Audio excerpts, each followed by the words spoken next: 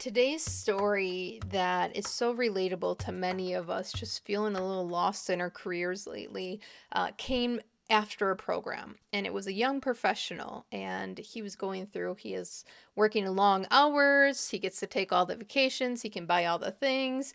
From a societal standard, he's pretty successful. His parents are proud of him. He can do more things than his friends can do. He's paid off his student loans. He's telling me all these accolades. And then he said, I'm not happy.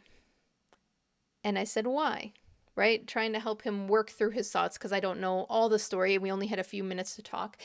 And he said, at the end of the day, I feel like I have sold my joy to work so I can buy more joy. And this conversation was about a year ago, and I still remember this because he looked me straight in the eye and said, I feel like I sold my joy to work to buy more joy.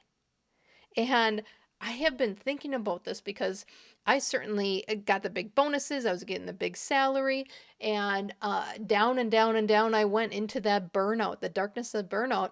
And everyone was seeing me as a successful person. We had all the things. We had the big farm, homestead. I had three beautiful children. But inside, I was dying. My digestive system was shutting down hormonally. My hormones were out of whack. I had insomnia. I had skin sores. My hair is falling out. Because of those combinations, I got down to 103 pounds because I couldn't digest food anymore. And then eventually started having heart palpitations. And by the time I got hooked up to the right care after many, many years of prescriptions, he said, your next step your body will take is a heart attack.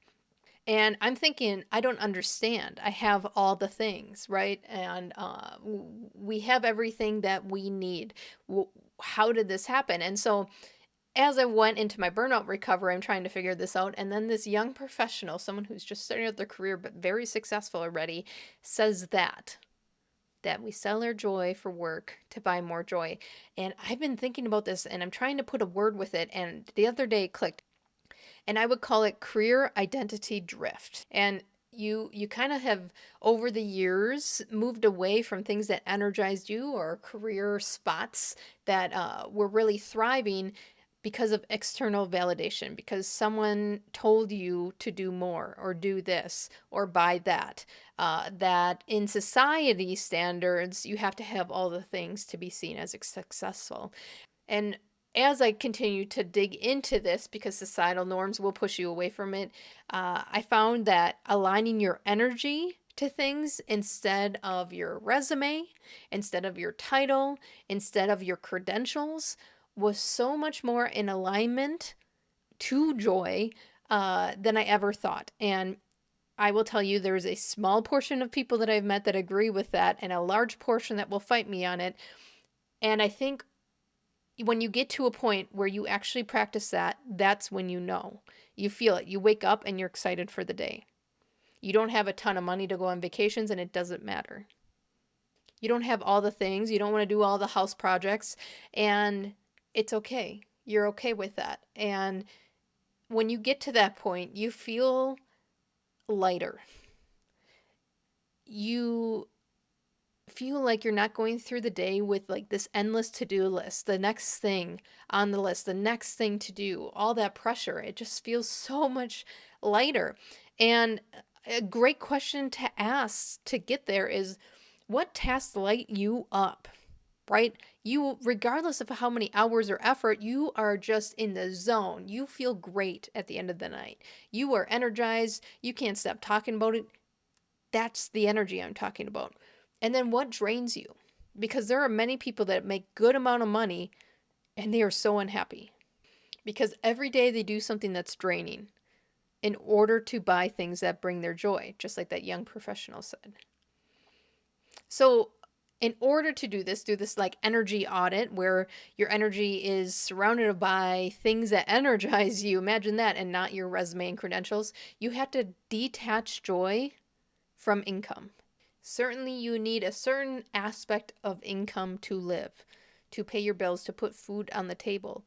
But when you remove all those materials, all those societal norm pressures, you will find out you don't need an excessive amount of income.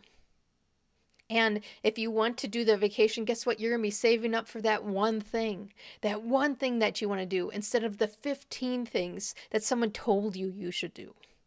So, one way that I kind of got into this is I started learning new things. See, on top of the burnout, I actually had some identity loss. Who am I without work? Who am I without being a parent?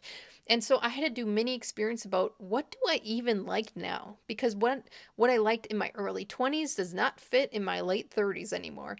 It's just a complete energy misalignment. So I had to do mini experiments, experimenting. Do I want to do things more outdoors? Do I want to craft? Do I want to do sitting things? Am I creative? What do I even want?